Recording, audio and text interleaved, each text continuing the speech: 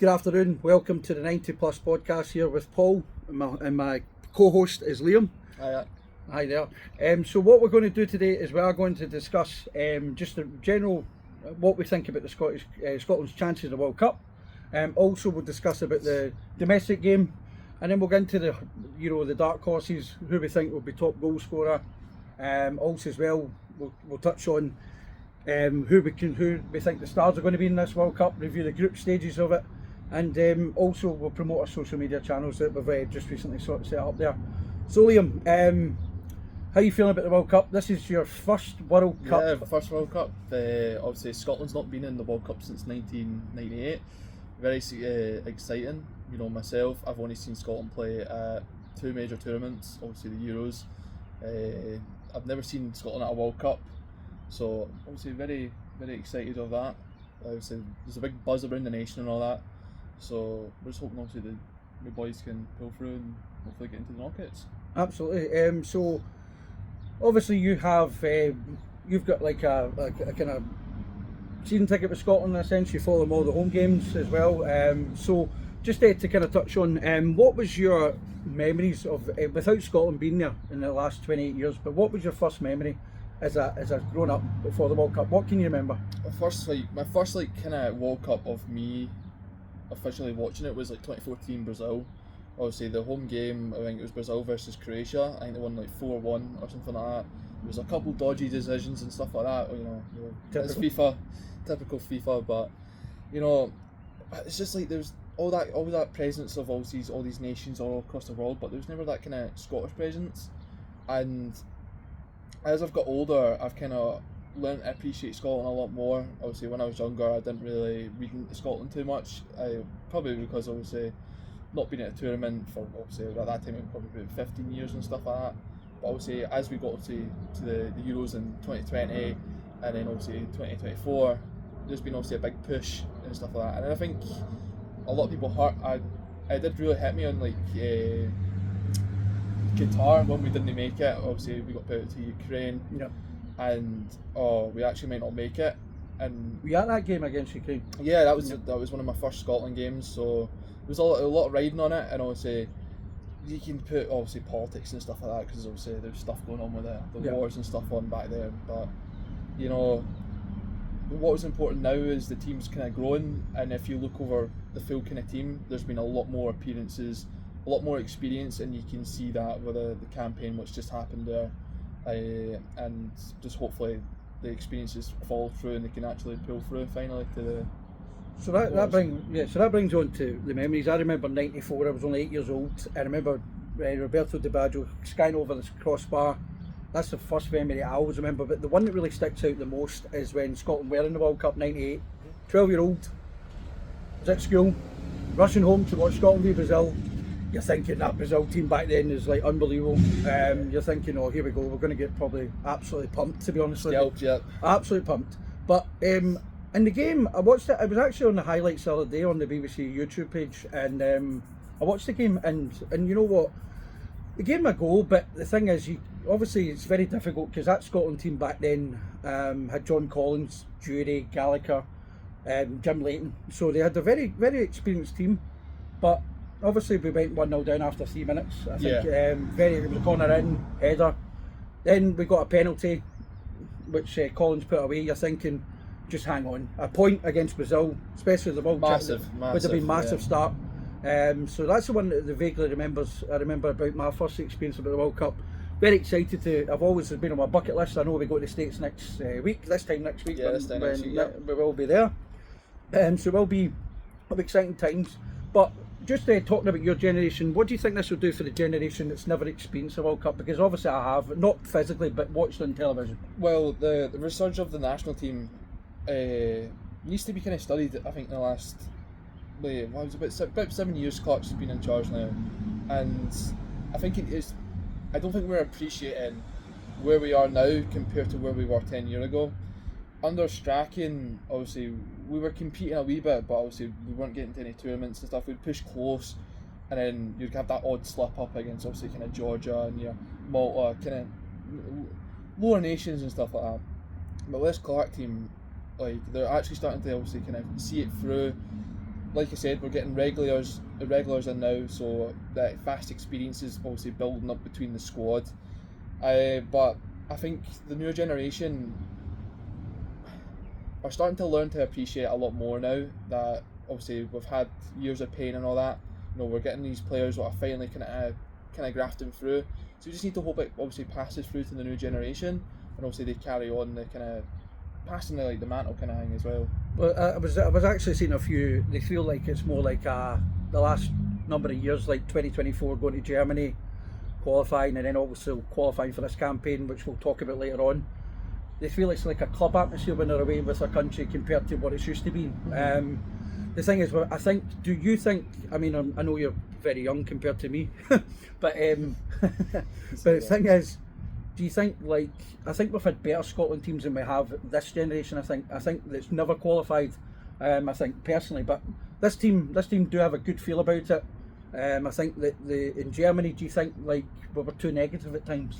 I mean, after a pretty decent qualifying campaign for the Euros. Obviously, the Euro campaign was qualifying campaign was top notch. We had beat Spain. We were, one offside goal, or it was offside, or was it given for a foul? Well, that's the debate. I never know. That's the debate. Never know the end thought it to that. But if we go 1-0 in that game, I see us seeing that game out against Spain, or even getting a point, and then we'd probably still qualify from that position. But going into that campaign, the one thing what kind of obviously concerned me was obviously Dykes got injured pre-tournament. Yeah, which we'll talk about. We'll talk about something else later on. Yeah, and I think that was a big derailment of what we were planning. Obviously, two up front, you got Adams, Dyke with Dykes, obviously the back five. But then obviously he only went to the one up top when he was actually in Germany.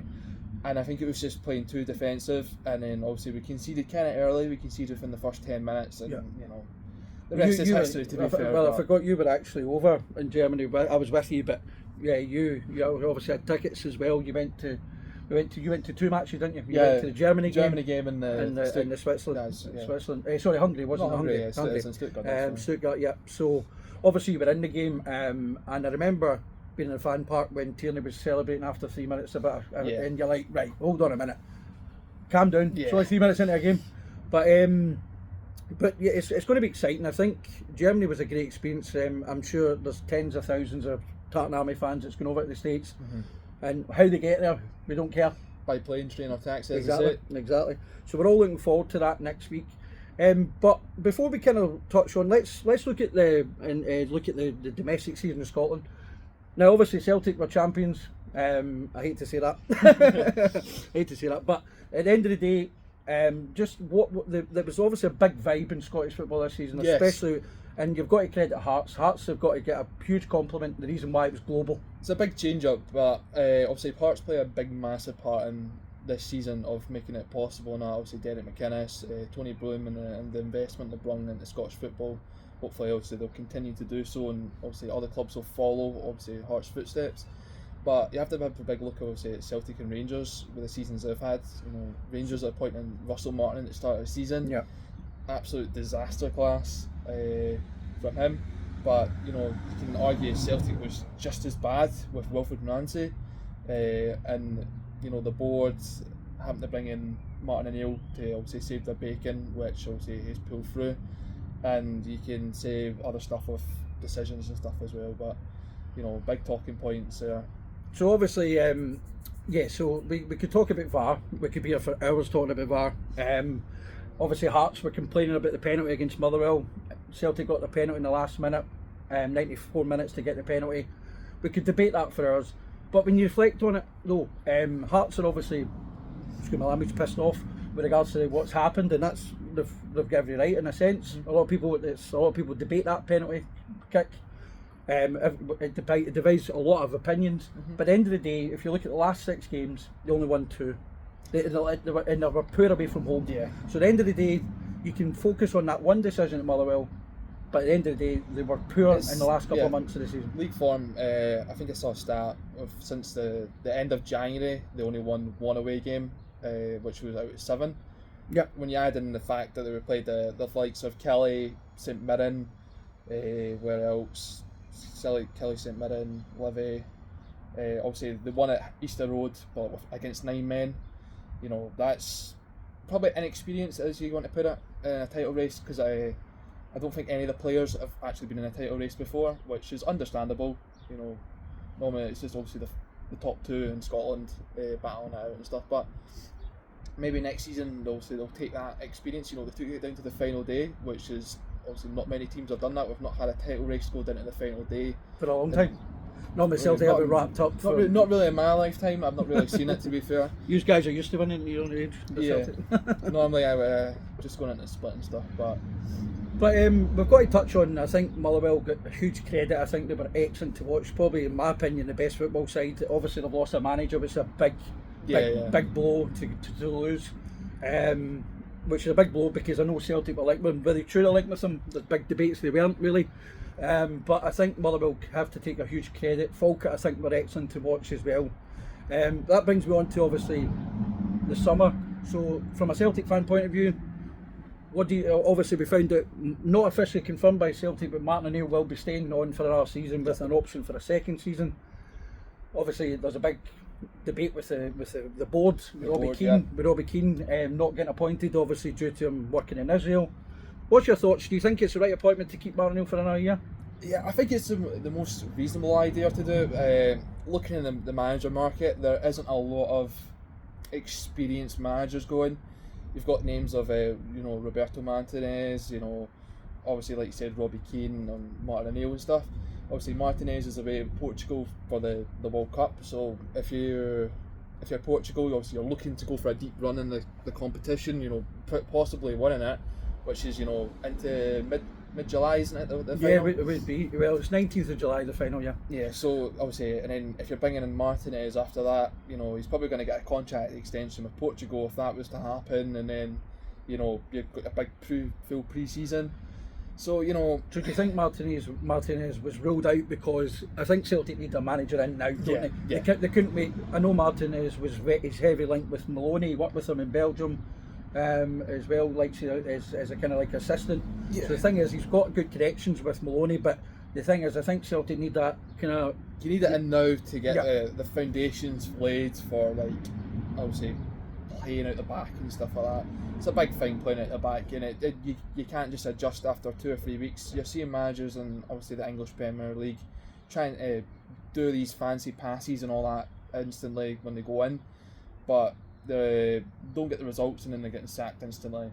So also you need that kind of pre-season, you need to get your own players in, you need to learn your squads, who you want to keep, who you want to get rid of and stuff, and that's why it's obviously fairly important, and that's why business needs to be done now, Celtic wise. I tend to agree with that. I think that I'll bring on to another point in a second, but the thing is, who do you think will leave with Celtic in the summer, and where do you see that Celtic need to improve?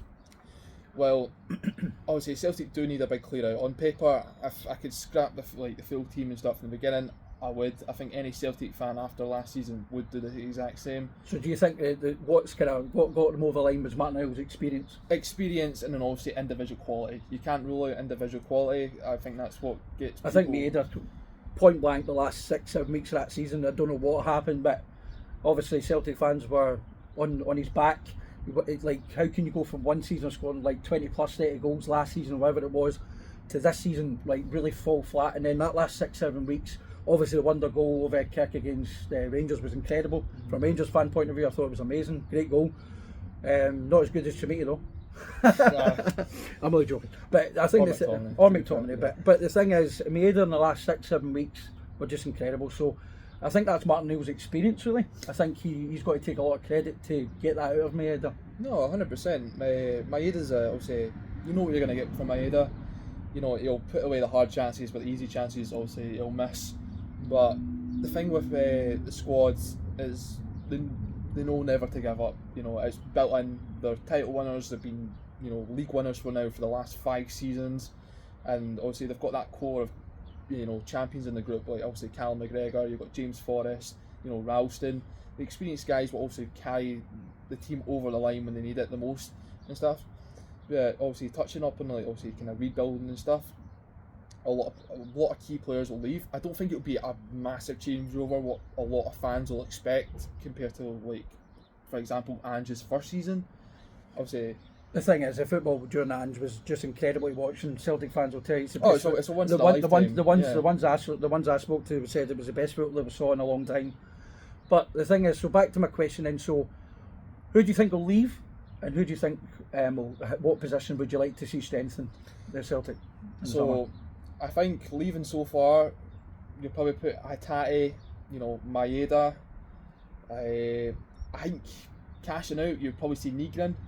If he has a good World Cup, which I think he's already talked about maybe potentially leaving anyway. Yeah, there was rumours, yeah. Yeah, I've seen that today. So, I mean, a lot of people give Nygren a bit of stick with Celtic fans. That he can be a very lazy player, and I've seen it on the television and stuff. But at the end of the day, 20 plus goals.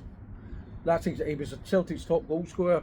Probably he was only one in the Player of the Year for Celtic, which is every night. But there wasn't many Celtic players you could put in there, really. And the same for Rangers, which we'll touch on in a second. But Nygren, I think, will probably get his move. Anyone else? I'd say Arne Engels. I think he's one what was linked right on deadline day. Obviously, I think it was a big sum of cash what was offered for him by Nottingham Forest, but obviously being at deadline day, hard to get people in on that day. Probably got rejected, but I think it's probably time for him to move on as well. I think he'll be looking for a bigger move. Obviously, you don't want to stay in Scotland in your kind of prime years, realistically. I'm a question mark because I know Forest said they said they bid in for like 26 million or 25. It could be about that. I know they bid 3 or 4 bids at the last January transfer window, the last day. Obviously, Celtic couldn't sell him because there was nobody else coming in. But the thing is, I don't think he's worth that value. Personally, that's my own opinion. But I just generally think he's not ready for the Premiership. But he might become a better player when he moves down there, because a lot of players do. I don't think he'll go down to the Premier League. I think he will go to somewhere back to like Germany or Italy. Yeah. I do think I can see it in Engels. He does have quality in some moments and stuff. He's not one of these players like, who scored? Oh, it's Arne Engels, or who assisted? It's Arne Engels. He's not really that kind of player. He's kind of more that kind of deeper 6 to 8. Like, he'll be kind of box to box, and then he'll link the passes and stuff. But his movement and stuff is quite pretty good. No, he's a good dead ball specialist as well. Yeah. So very good. He's good at corner kicks, penalties, free kicks. I've seen as well. Yeah, there's no doubt about it. So that's perfect. And what do you think? What position would you think Celtic need to strengthen this summer? It's got to be obviously kind of striker. It's been 3 transfer windows. Yeah, you've obviously when Kyogo left in January last year, the board have not simply replaced them. Obviously, you bring in Iheanacho, who's obviously out of contract at the. It'll be now, isn't it? Yeah, he's out of contract, but. I do think he will get offered. Obviously, Chamberlain's another one that you need to make a decision on. Yeah, there's obviously all the loan players as well, but I don't think a lot of them are going to get. No, they weren't very good. Yeah. Perfect. So mostly striker. Yep, I tend to agree. That's definitely that's one that's always been a question mark among Celtic fans the last 3 windows that I spoke to. Moving on to Rangers end side of things, obviously very disappointing season, 3rd in the league. I mean, the thing is, the last 5 games you're thinking Rangers are right in it. I personally thought I had Rangers as favourite. Me too. Going into that, and at a Motherwell game, you're like, they get this one over the line, then realistically get something at Hearts. It's theirs to lose, but yeah. The thing, I don't know why I wasn't very confident at Hearts on that Bank Holiday Monday. I just don't know why. But it just fell flat in its arse, to be honest with you. Point blank. Don't know what it was. I think I heard a little rumour that it was reported in another podcast that Danny Rose shouted up to the owners, "I need leaders," and that's what was reported. Now, I don't care what you say, if the players heard that after the defeat, your head's going to go down, because that means he doesn't trust the players there. I don't know about you as a manager, you need to watch what you're doing. If you do it behind the closed doors, but if he said that to the owner, I personally think the players put their head down sometimes, and after that we never recovered. Personally, Rangers. If you're looking into that team, how many leaders do you see in that team realistically? Good question. Not many, to be honest with you. Tavernier splits the fan base. I know for a fact that everyone credit his goal. There's no doubt his goal record's incredible for a wing back there. But the problem is he's cost a lot of goals as well. There's no doubt about it. One thing I will say is, I worked at the game and went into the game against Hibs, where he was supposed to be his last final game. the way he was treated, I think personally was a bang out of order. To be honest with you, at the end of the day, if he wasn't going to be, if he's coming on for 25, 30 minutes, let them know the day before, because I heard that his son was booked in a camp in Holland to go abroad to play this tournament. He cancelled it so he could be the mascot with his dad Tavernier. I think the manager had to let him know the night the day before, look, you're going to play 25 minutes or whatever. At the end of the day, he's a manager. I know I've spoken to a few Rangers fans that says, no, fuck off, in a sense. Yeah. Because at the end of the day, he's a manager. He's been there, 11 years, been through their really hard times. Obviously, he had a couple good seasons with them as well. Obviously, you think the European run, invincible league as well during COVID. But, being treated after that, 11 years, all the backlash and stuff like that, it's just not right. I just think none of the games are meaningless when it comes to Rangers and Celtic. We both know that being an old firm divide. I know you call it the Glasgow Derby, a cheeky gets. But anyway, but the thing is, I just think no game's meaningless in a sense. Mm-hmm. So the thing is, I get why, because at the end of the day, he wants to pick the best 11. And to be fair, in Danny Rowe's defence, Tavernier scored the 2 goals prior against Celtic the week before. Mm-hmm. So there's no doubt about it. So I can understand why you've got to drop the player that doesn't play well. But the thing is, talking about the summer coming up, we have a massive rebuild like you guys do. I think generally, great start. I think Shanklin's a fantastic signing. Is it 2 years too late? I personally think so. But the thing is, he's coming with his prime. He's had a year under his wing, a couple of years under his wing with as a captain. He understands it. He's a leader.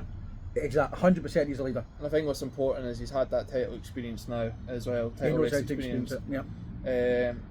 Obviously, we talk about the rebuild so often with Rangers, but what needs to change this time from the rebuilds before? Well, the thing is, we definitely need leaders, and it's definitely a mentality thing. Because the thing is, Rangers' problem was not scoring goals last season. We were the top scorers in the league compared to the 3 Hearts, Celtic, and Rangers. The problem is leaking goals. Butland, for a start, made too many mistakes. There's a right start. We need to get a decent goalkeeper. Most of that back 4 was on loans. We need to get that sorted. We need to replace Tavernier. Yeah. Shanklin's a great start. I think Shanklin and Shimiti will work really well. Miovski, I think, is on the way out, to be honest. So the thing is, it is a wee bit of a rebuild. I think Raskin will go. I think it's time for Raskin. I think Raskin needs to go as well. Yeah, I think he's in the kind of same boat as Engels. Yeah, where obviously you're looking to kind of get a prime move in your prime as well. Yeah, it's going to be a massive rebuild for Rangers as well. But the question I wanted to kind of ask, and I'll give my opinion first, is: do we think that this? We'll talk about Hearts in a few minutes. But the thing is, do we think that Hearts were good because Old Firm were so poor this season, or do you think they can maintain it this season? I think it was a standout. Or cut the season coming up. I think it was a standout. Obviously, for Hearts, with Rangers and Celtic obviously being bad, and obviously it's a big attraction to the league and stuff. I think I like to call it a yo-yo system every year between Hearts, Hibs, and Aberdeen for that kind of third position. Well, that brings me on the point that we are making there, because the thing is, Aberdeen were in Europe, and then they've had a poor season. Hearts were in Europe, they've had a poor season. Yeah. Aberdeen were back in Europe, they had a poor season. So the thing is, these squads like Aberdeen and Hearts and Hibs and all that, they don't have the big squads to cope with Europe as well as the Premiership, and that's what I think you're meaning. And you're looking at this season just came, obviously, Hearts doing absolutely fantastic. Second half of the season, obviously not as strong as I was probably say the first half of the season. But you need injuries obviously happened with Shanklin and Halkett, and they had a few injury problems. Yeah, here and there in the squad. But obviously you have to look at the cup runs. Cammy Devlin as well. The cup runs. That's the thing. What worries me about Hearts, and worries me for next season, and why I don't think they'll do too well next season. Don't get me wrong. I think they're guaranteed minimum 4th, right? They won't go any lower than that. Who do you think will finish above them then? I think Aberdeen. You think Aberdeen will come back? Will get 3rd next season. Dave Scott will love that. Yeah, shout out Dave. But I think Hearts will do really well next season in the cups, and they'll go. Maybe I think Hearts they might win one of the cups. Yeah. But I just don't think they'll be able to combat all competitions, and they'll need to prioritise either trying to get the league, get minimum at least 3rd in the bag again, and then obviously combating one of the cups and stuff. But it's just trying to find that balance in the squads, and I think that's what they're going to kind of struggle with in next season. Obviously they might hit the ground running next season, but then obviously gets to kind of September, October time, the squad will start to feel it, and obviously they'll kind of pick up a game. But that's kind of how I kind of see it. Yeah, no, I mean, I think Hearts will be affected by the European. Obviously, I think a great signing already, Calvin Miller. Obviously, yeah. he's a cracking signing. What a season I did, Falkirk. I think he is. He's going to be a really good addition. Obviously, they need to replace Shanklin, which is a big goals tally that obviously returned for them last season. Obviously, the question is Braga as well. Does Braga go? I think Braga will stay in our season. One more. Yeah. But the question is as well, it just depends how things goes. It is going to be an interesting summer with regards to it. I think Celtic Rangers have got a massive rebuild. I don't think both teams won't be as bad. One thing I will say is I think Daniel has to get it right this season. And I think if Rangers were to go off to a terrible start next season, the backlash is already backlash as it is, and that's the problem. They'll need to go strong in the qualifiers. Well, I think that's where it can make and break, and I think that's what it. Well, I'll be honest, and I've heard a few Rangers fans talking about this in the group chats that I've been in, and other fans. I would actually sacrifice Europe to get the league next season. I really would. Yeah. Oh, 100%. Because the thing is, I just think we need to start winning league titles. At the end of the day, that's your bread and butter. We do. And at the end of the day, I would sacrifice Europe to kind of maybe win this league, because it would be great to get to the Europa League. Of course it is, but then I know money in Europe is more important. You only get $4.5 million if you win the Scottish Premiership. But I just think but I know for a fact if he does get knocked out the European the qualifiers, then there's backlash right away. So the thing is, he's in a kind of difficult situation right now, because fans already didn't want him there. Obviously, ownership's backed him. So it will be an interesting summer. It will be. I think Celtic Rangers will improve. They have to. I know the Celtic fans hate the boards and stuff like that. Obviously, that's why Martin will stay on.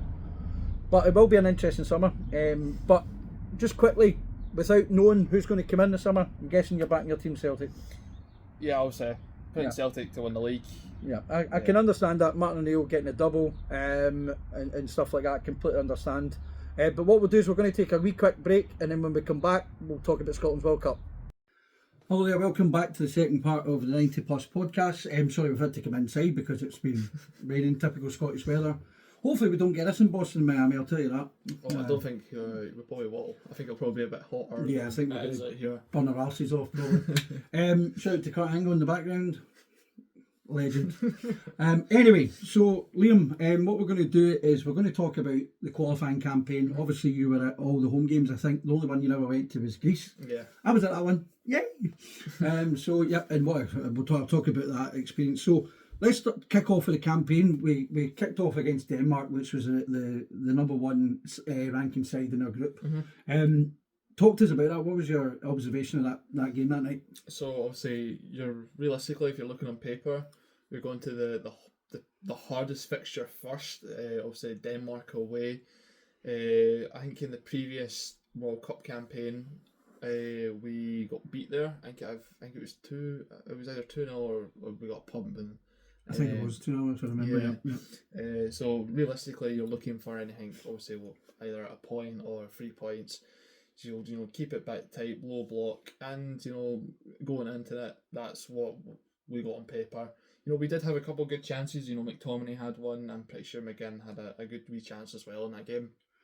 But realistically, you want to come out there with a point, and a 0-0, you're taking that at the end of the day. Obviously, the hardest way fixture done and dusted, and moving on to that next game as well. Yeah, my observation of watching that night was I probably put that down as not expecting anything from that game at all. Yeah. Because the thing is, you're thinking, here we go again, tough start. Whoever's done the fixtures, obviously, I think all the nations have a kind of debate of where the games are going to get played throughout the campaign. I was very impressed with the defensive work. I think it set us up for the next game, which was against Belarus, but it was I wouldn't say it was a pretty boring game. I think, in all honesty, I don't think it was an entertaining match. Yeah. But when you're going to the top seeds of the group, Scotland need to kind of do that. I mean, the thing is, we do have the quality to we've seen it where I remember watching the game here with you against Norway. Yeah. I was thinking, oh, what a shite game.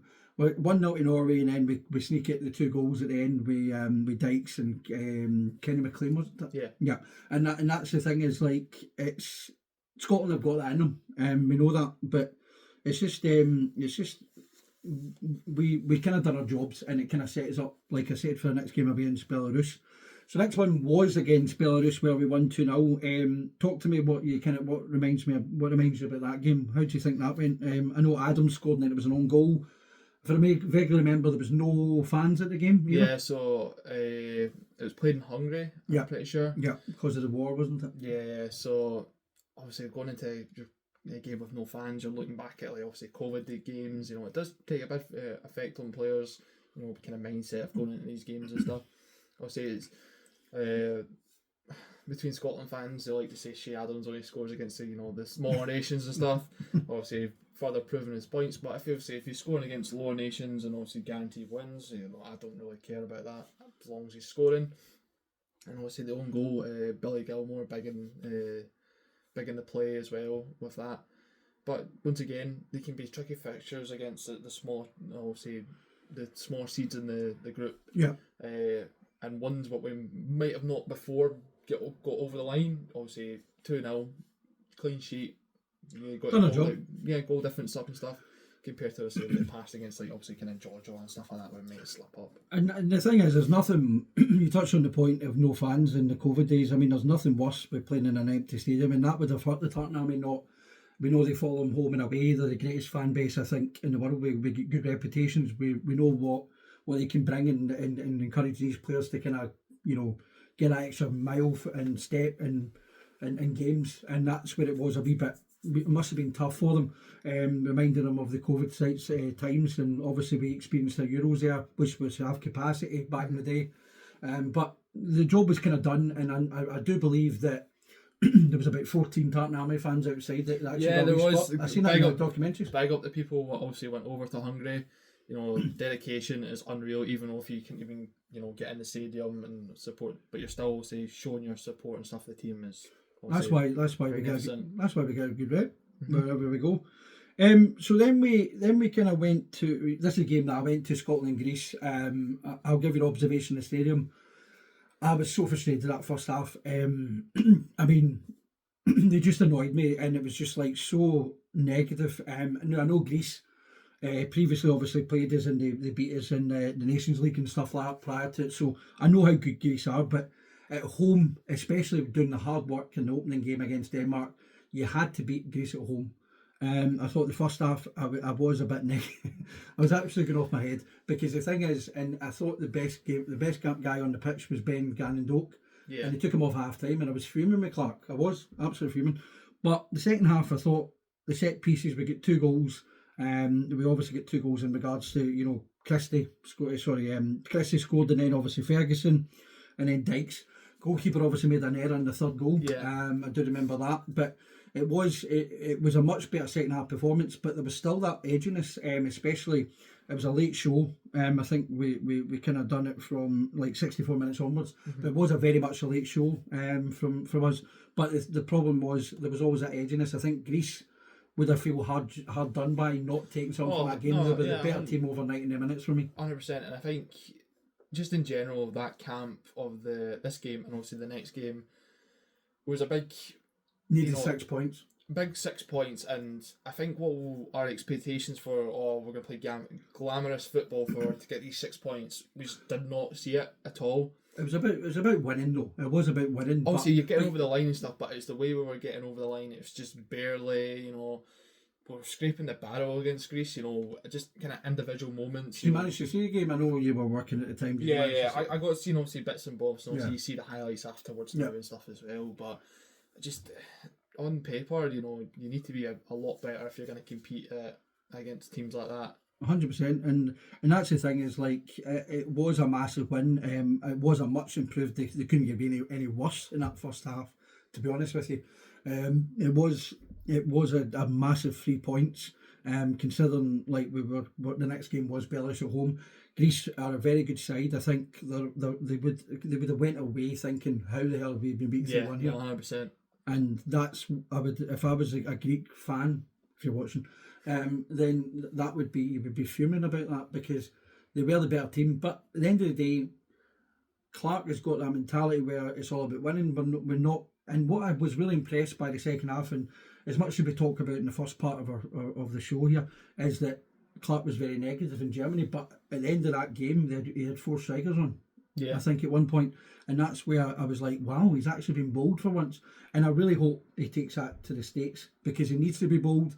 At the end of the day, we can't be.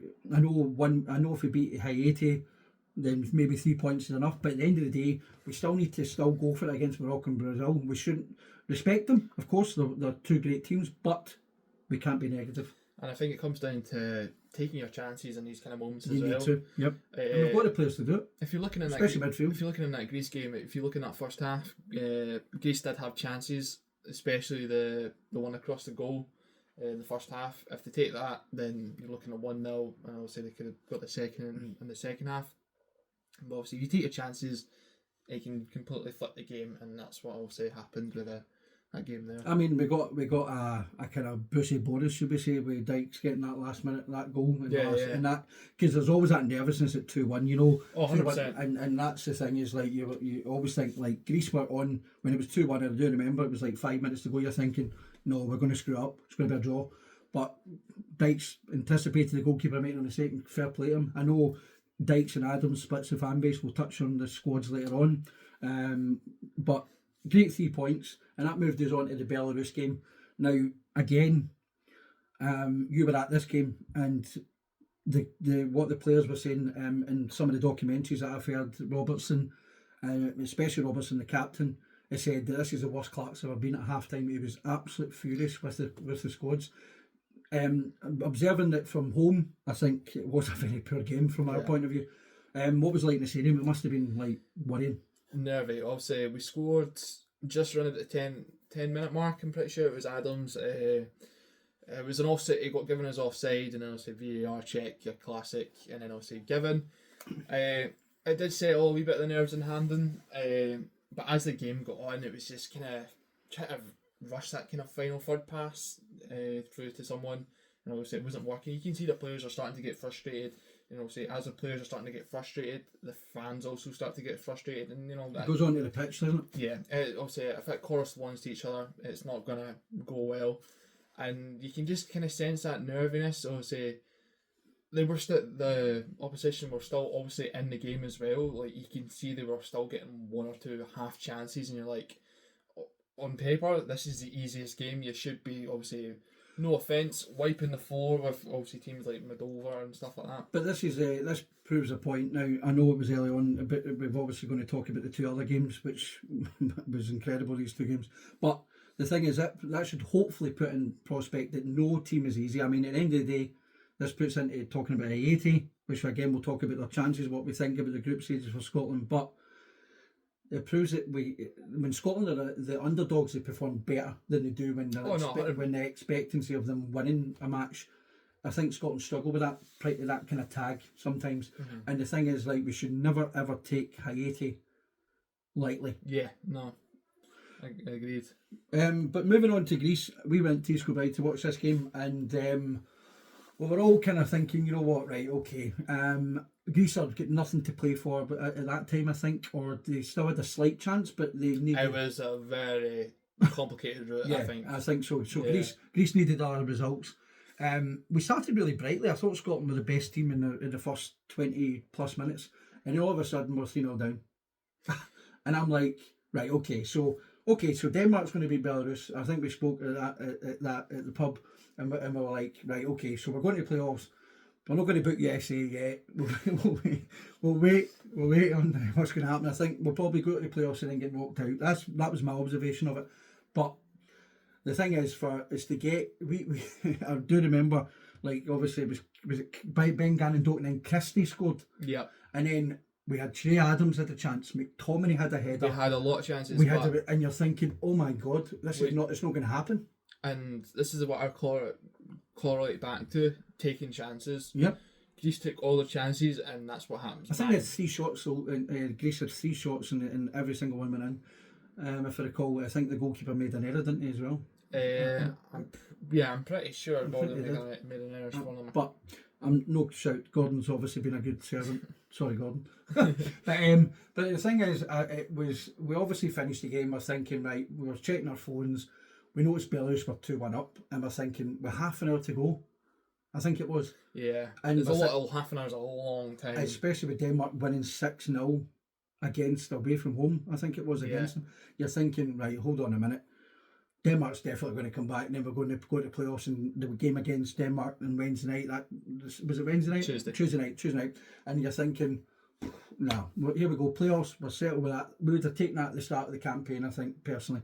So, for us to get the 2-each draw, we're like, oh my God, it's a winner take all against Denmark. But I think I said to you that night, I was like, I think we can do it. And I was confident, I don't know why I was confident about that famous Tuesday night, because it was incredible, the match. But for us we thank Belarus for that. I know we had to do it ourselves, but I do remember seeing the video the other day where the fans are actually celebrating, but the players don't know how to react because they're like, they didn't expect us to get that chance. Can't over celebrate because it's still we could beat against Greece, but obviously we'll go into Tuesday night. Now I'll talk about from my experience from watching it from the house, but tell me in the stadium. Talk about each stage. So obviously the first Scotland was incredible. That's the best I've heard. I could sense it from listening. I'm getting literally goosebumps even just talking about it. Me too, actually. Look at that. But no, honestly, that was the atmosphere just looked incredible from the television. Obviously, belting out for Scotland, it looked incredible. The fans are right behind the team. You could see it. I mean, I remember the days where Scotland fans weren't even bothered about going to the game. So from how the team have come from in many years since Clark's taken over, I know he gets a lot of criticism, but the crowds are starting to come back to Scotland and under Clark's regime. And the thing is, you can see it clearly. They're right behind them at night. So talk to me. You're in the stadium. Ben Gannon-Doak crosses it in. What are you thinking? I just see a big leg go up, and I'm like, I just see the ball hit the back of the net, and it's just absolute bedlam. You think I've seen some of the videos, and it's like, wow, the crowds are just like 3 minutes. What a perfect start to the game. Honestly, you couldn't ask for a much better start. Obviously, just to settle the nerves. Get everyone bouncing, get the crowd, going. Also, you've got that energy, obviously, from after the national anthems, the first kick, and then obviously after 15 minutes, the crowd can die off. Obviously, it's prone to happening in football, but as soon as that goal goes in, I've never had, an atmosphere like that before. The kind of feeling of just being in pure, just shock of an emotion of what has just occurred and all that, and then now you're at the point of how long's left? 87 minutes. And you're just watching that clock slowly tick down and stuff like that. But honestly, one of the best moments, the best moment I've ever experienced. Especially, I mean, I think the best goal I've ever witnessed live, and it was at Hampden as well, was Zidane's volley in the Champions League final. I was actually in that game as a wee guy, and it was incredible. So for you to experience that in your lifetime, I think it'll be hard to top that. 100%. But McTominay is he did say that he's actually done a better one in training. That's what he said. I'll take his word for it. And I do believe it. I could believe it. So obviously we're 1-0. You're thinking, right, okay, typical Scotland. It's never going to be easy. No. So Denmark obviously equalised, 1 each. Penalty. Aye. Was it a penalty? I think it was, if I remember. On paper, you're looking, Robbo's made a challenge, he's went down, they're playing on, oh God, and then the game gets stopped, and then you see obviously the referee goes to the monitor, and you're like, what's going to happen next. He doesn't get called to the monitor for no reason.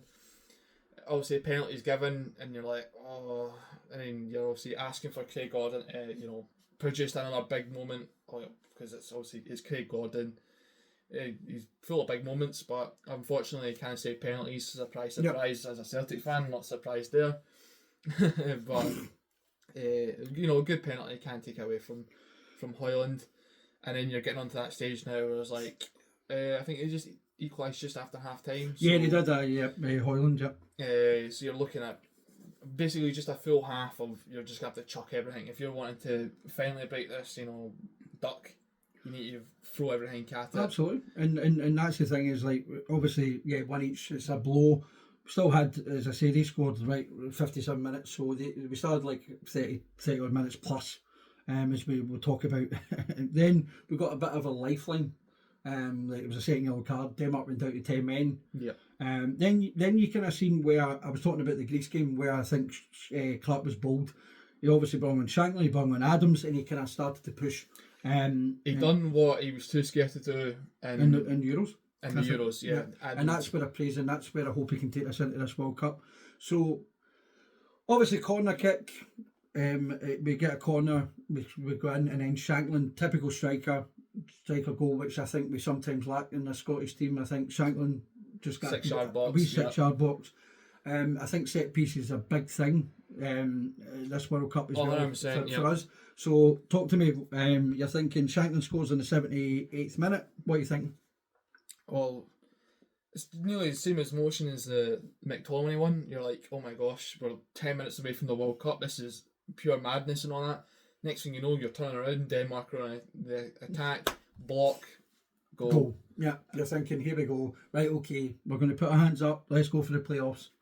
Absolutely, and that's exactly what I was thinking now. There's as soon as that goal goes in from Dorgu, I'll say the one thing you know when you're at a football game and an opposition scores, there's silence and you just hear a noise from like the corner of where obviously the opposition fans and stuff are, and you're like, no way, this has just happened. All the energy's just been sucked at the stadium. You know, you can obviously be deflating for the players as well. Yeah. But it's also what we've done is we've just rallied the players up as well. And that's the thing is like, we obviously talk about like the 2 goals. It was incredible, but yeah, you're thinking like, oh, here we go again. It's just like another campaign where we're going to have to go to the playoffs and fight for our lives to try and get to this World Cup. But Mr. KT had other ideas. I mean, like, you could not have hit a more well-hit shot, I think, in his lifetime. Kieran Tierney, it was just sat so nicely for him, because again, I heard him say in his video that he was like, I was told to take a touch and then hit it, but it just kind of lay off so perfectly to beat his club goalkeeper Kasper Schmeichel. It was just like, again, I don't know what it was like in the ground, but I know I was jumping up and downstairs. I'll tell you that. I can imagine if it was Scotland was probably jumping to be fair, but you know, just like previous as well to that, obviously the referee, it was 6 minutes added on, and at the time I was pure raging, like how was only 6 minutes added on when I think the other night Denmark got 8 against Belarus and stuff, and it's the exact same score. There's been a sending off and all that, and I think obviously all the substituting and obviously there was a lot of time wasting going on by the Danes. Kasper Schmeichel was obviously quite big on that.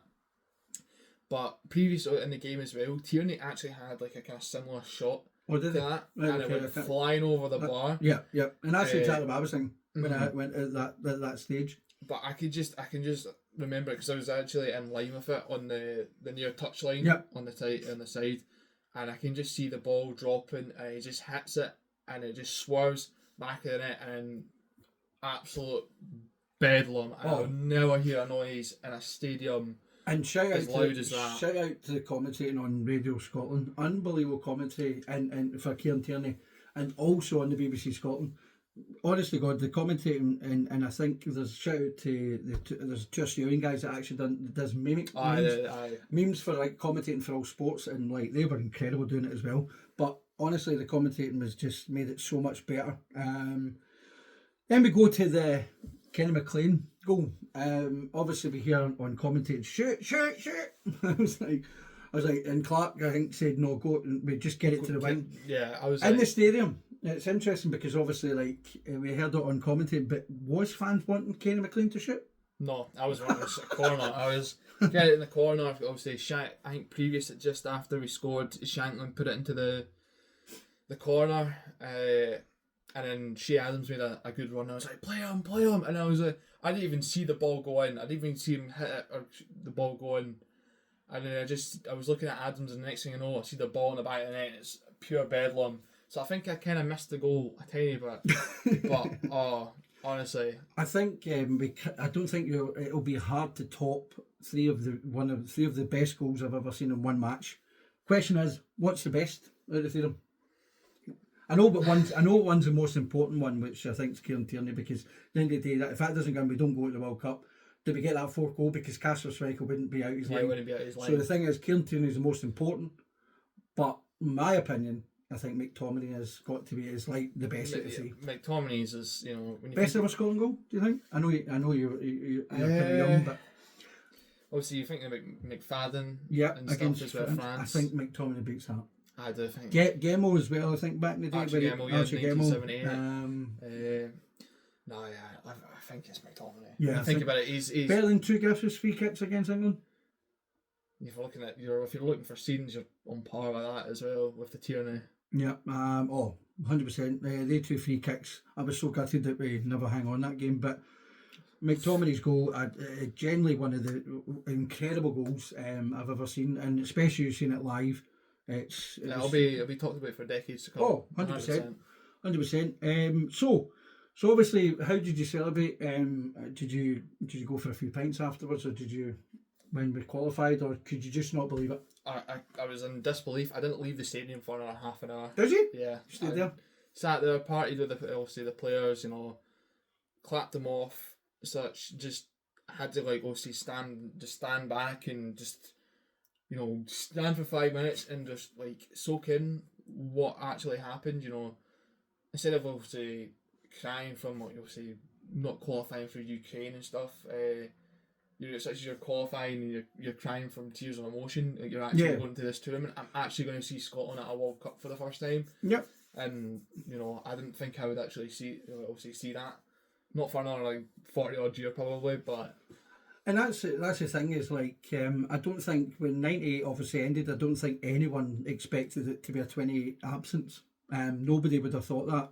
I wouldn't expect. I would have expected to qualify before now. Mm-hmm. But we're there. We're looking forward to it. We go away next week. We're going to Miami. We'll be up Boston first, then Miami. We're looking forward to it. But I just really want to quickly, before we look at the World Cup squad and if there's any differences you would do or I would do, talking about the friendly match against Carriacou. Carriacou? Is that how you say it? Carriacou, right, okay. So my question is, you were at the game, and the thing is, they went 1-0 up, and then it seemed like it just changed when they went down to 10 men. Does it worry you that against Haiti, that 11 against 11, let's talk about the friendly match first, 11 against 11, do you think we would have still won 4-1 if it was 11v11? Or did we look good? No, I don't think we would have won 4-1 straight off the bat against Carriacou, without that sending off. Yeah. I think it would probably been a bit close, obviously kind of a 2-1, would maybe a 3-2. But would you have thought that we would have still won the match at 11v11? Yeah, I would obviously. Was enough to see? I would.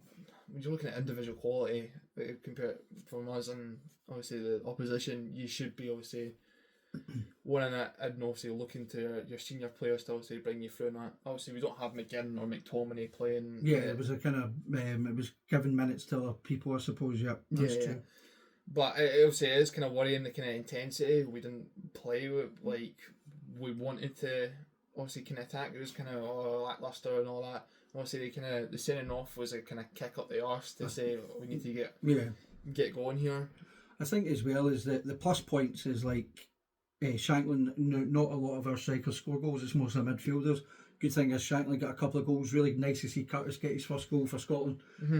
I think that's his loan move to Kilmarnock has been a blessing. I think it was a great move from Danny Rowe. At the time, I was like, I don't think it's a great move for him. But Neil McCann's done a really good job with Curtis. I think he's actually.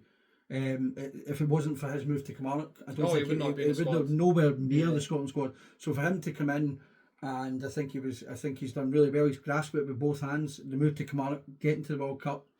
So it was good. That's the plus points of that game. It was really good to see striker scoring and also the young Curtis getting his first goal. Mm-hmm. Obviously, a wee bit of bad news. Billy Gilmore picked up an injury. We've seen that obviously they want him to join them in the States, which I think is a nice gesture by the Scotland team. I think he should be over there because he's played his part. But disappointing.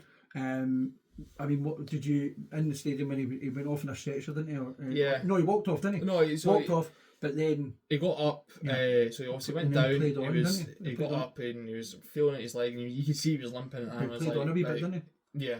I was saying people around me was take him off. You know, don't Definitely. take him off as a precaution. You don't want to obviously risk any aggravating an injury or any more or anything like that. And obviously he went down, and you could just hear the kind of the groans and the kind of the sighs from everyone, like, oh dear, it's kind of happening again. And I really feel for Billy. He's had a really consistent season with Napoli this season. He's had maybe one or two injuries compared to before with other seasons where he's been a lot more injury prone. And obviously you don't want any player to miss. No, it's especially like he's in the preparations, he's ready to go, getting called up. You're calling your family. Yes, I've been called up for the World Cup. It's such a sad occasion. When you're so close. It's the second final match. Obviously we're playing Bolivia tonight, which is 9 o'clock kick-off here in the UK. But it's such a sad occasion. And we'll talk about the squad in a few moments. But I really hope, wish Billy Gilmour a recovery, a speedy recovery, should I say, and it's sad to not see him get an opportunity. But 24, he's got another chance to get to another World Cup, but you're kind of thinking the worst. You're just looking at it, I think he's got the mentality, he'll come back stronger, and he'll have the mentality to be future Scotland captain and take over from Andy, obviously when Andy ends up retiring.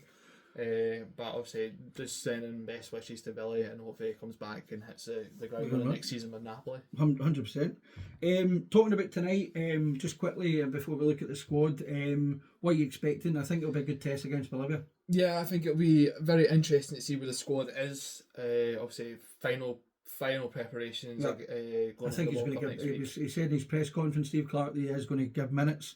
Obviously, I think will be a wee bit of an indication of who will start against Haiti, but I think he's only going to give minutes to players that might need it as well.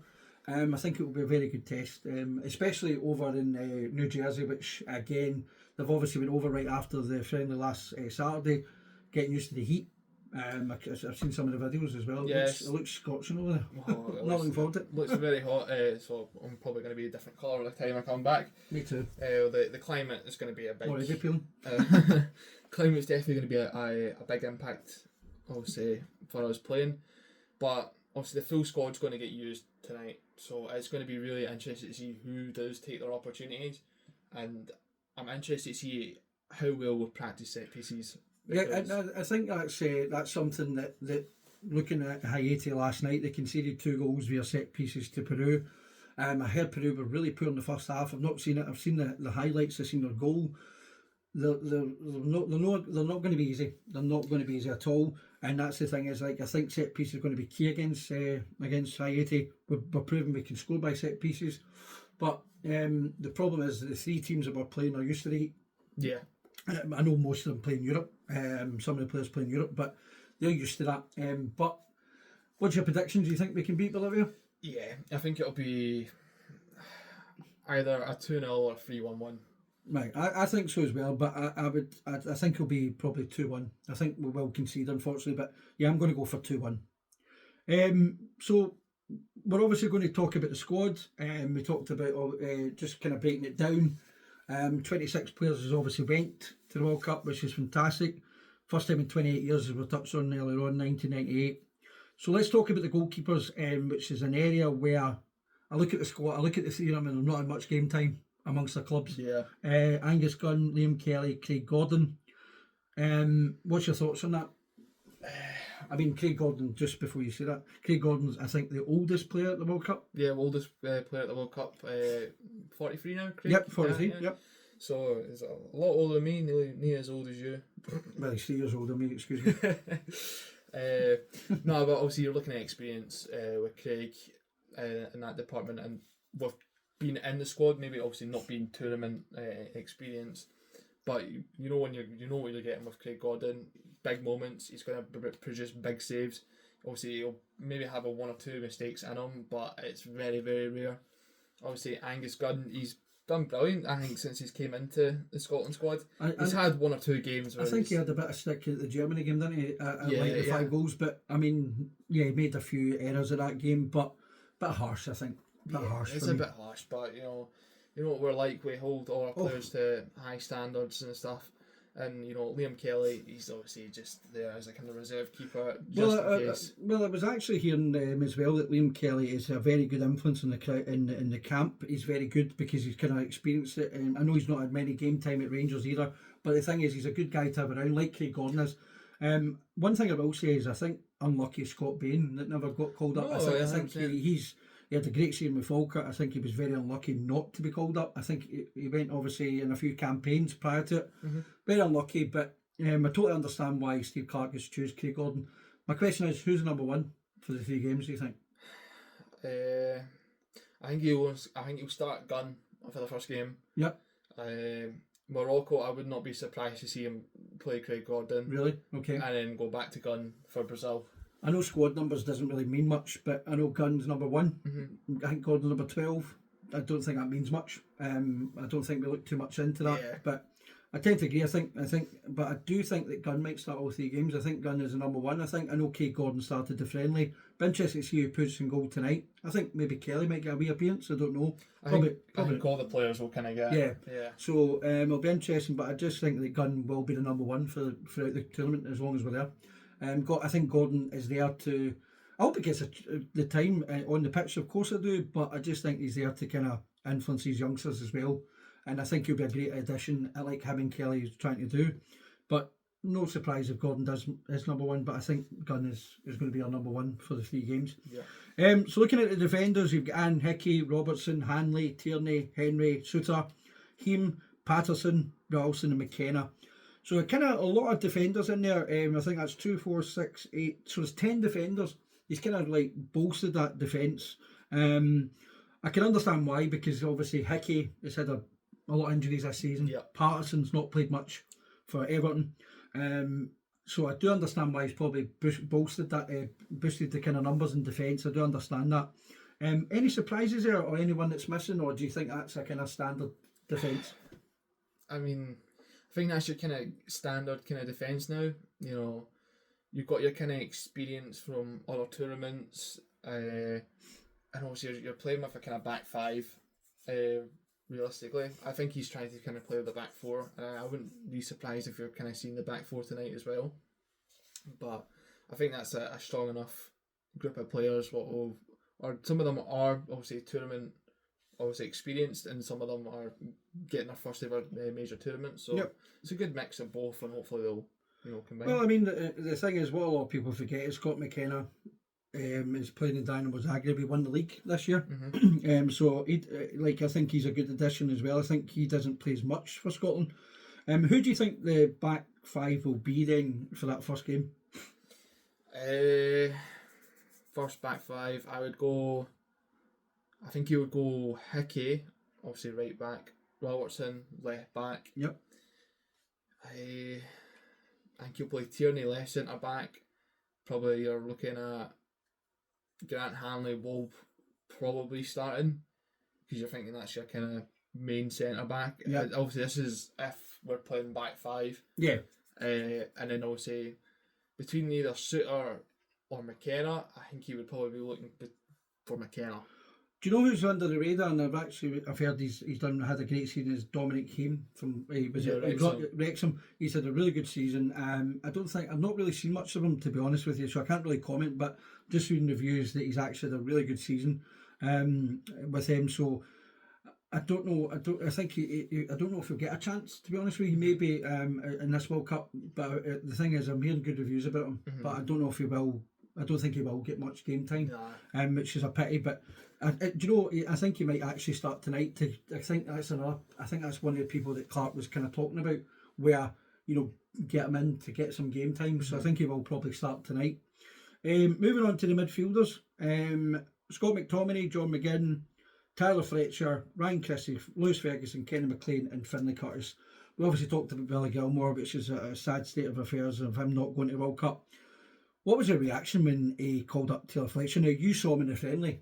Supposedly great reviews about the short period of time that he came on.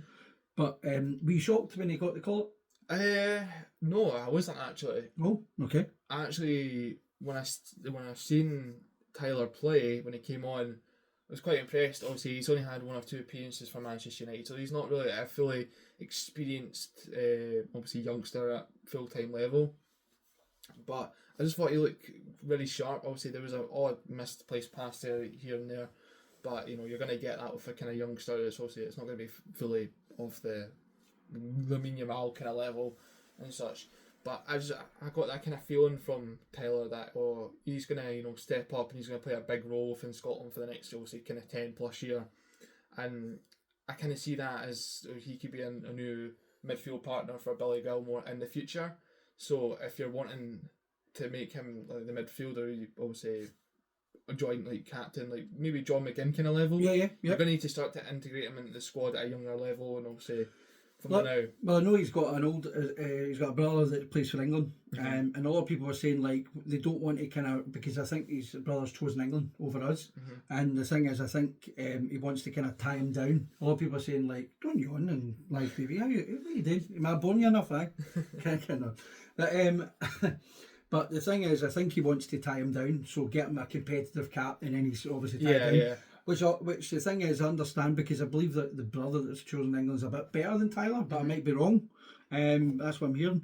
But I think it's he just wants to tie him down, and I think he will get a bit of game time in the World Cup. Yeah. Because he wouldn't have called him up. He must have been pressing that week that he's been. I know he's only played like 14 minutes for Man United. But the thing is, I do feel a bit aggrieved for Lennon Miller. I think the guys went to Italy. I think he's had a great season in Italy. And I think he can feel hard done by, I think, Lennon Miller, because I think he was my go-to if anything happened to any of the midfielders. He would be my next step up. But I think Tyler Fletcher's obviously been into that camp, really impressed, and obviously impressed in the friendly. You said you're not surprised he's been called up. But my question is, he has been called up, but is he better than Lennon Miller? Well, that's only for Steve Clarke to kind of see on paper. Both players have only had like obviously 1 or 2 appearances for Scotland. And it was only like kind of 10 minutes appearances here and there, so it's really who's really kind of settled in quicker with the squad, and obviously Steve Clarke's thought Tyler's better for that kind of position, and obviously unlucky to Lennon Miller. I know he'll play a big part for Scotland in the future as well, but it's just Tyler at this point. And that's the thing, is like Steve Clarke knows the team better than we do, so he sees them in training. So I'm a bit shocked that it was him, but as I say, hopefully great future for Tyler Fletcher. Good luck to the lad, of course, as well. So talking on, we've already touched on Finlay Curtis, what an opportunity he's taken, grasping it, so I'm not going to touch too much more on that. But looking at the strikers, Lyndon Dykes, Shea Adams, Rod Stewart, Ben Gannon-Doak, George Hurst and Lawrence Shanklin. So what's your thoughts on that? Obviously, Ross Stewart was chosen over Ollie McBurney. We obviously know about the whole Spygate with Southampton. We're not going to touch on that. That would be another debate. But but the thing is, were you shocked that Ollie McBurney never made it? Yeah, I was a bit surprised, to be fair. He's not been in the squad since was it around about 2019? Yeah, about 2020. So it was a bit interesting to see he wasn't selected. Plus, he finished top goal scorer in the Championship. Yep. Obviously, Ross Stewart did pick up a lot of big form towards the end of the season with Southampton. Saw that, yep. And hence why I think that's why he's been picked by Steve Clarke.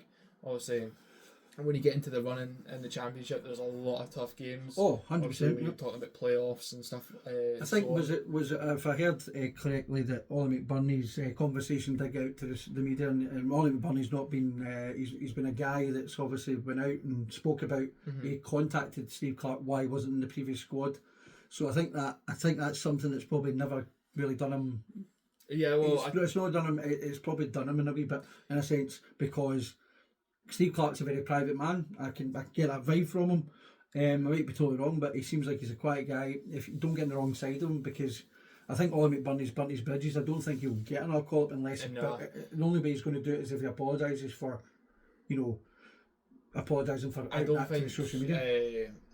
Clarke wants to disrupt the dressing room as well. I think there's a good flow in the dressing room where there's we talked about it in the first part. It's a club atmosphere. Yeah, it's a club atmosphere, and no one's out to try and do one to another person for being at another club and stuff like that. Whereas obviously if you bring that kind of person in the dressing room. Like, you know, it can start a few spar and stuff like that. 100%. And, you know, I tend to can agree. burn bridges, which you don't want to happen and stuff like that. But you know. But so obviously that's the 26 is going. Is there anyone that you presently be happy with what the 26 has been announced? Obviously Billy Gilmore, we wish he was there, but he isn't.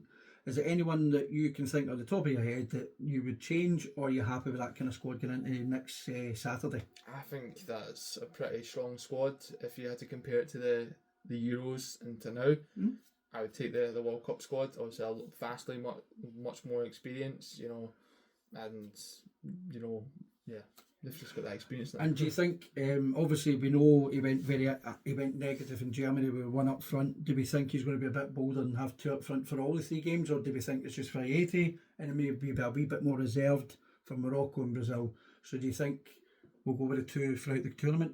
What do you think? I think we'll go with 2. And who's the 2 you would choose? I can see 2 up top for Haiti and Morocco, and then Brazil more. 1 and a lot more low block. Well, what we're hoping is that Brazil's probably qualified by that stage. Fingers crossed. But the problem is even their B team they want to play because they want to get in the squad. So it's difficult. So who's the 2 you would put up front? So Shankland, I think has to be in there. Yep. And then I would go with Dykes. Okay, yep. Yeah. But do you think, my argument to that would be, I think Shankland and Dykes are very similar. I think maybe, I don't know, Shankland and Adams would work. I'm one of the fans that actually like Lyndon Dykes. I think he's a very good player, but a lot of Scotland fans and a lot of fans don't think he's that good, but he holds up the ball really well. I think Shankland's very similar, so I don't know if maybe Shankland and Adams might work from my opinion, but I do see why 2 big men that can win headers, get the midfield beyond, and McTominay, McGinn, and Ferguson get beyond them, and Christie as well. So it means that we can obviously create opportunities for the midfield. But no, I mean a really good squad. I agree with you. The only one that really surprised me was 2 maybe is Scott Bain, and maybe could have got in there. I think Scott Bain's injured as well. Oh, is he? Aye. Oh, I didn't know that. He's not been out for the just to be in bit of the season. So he was. I remember that now actually. You know, there's shouts of obviously maybe Callum Miller after the season he's had. Yeah, and there was a few Motherwell players as well. I think that could have actually potentially, but I think it's a solid base. I think it's tried and tested. They know they've been to the 2 Euros. At the end of the day, they know Steve Clarke knows them better than we do.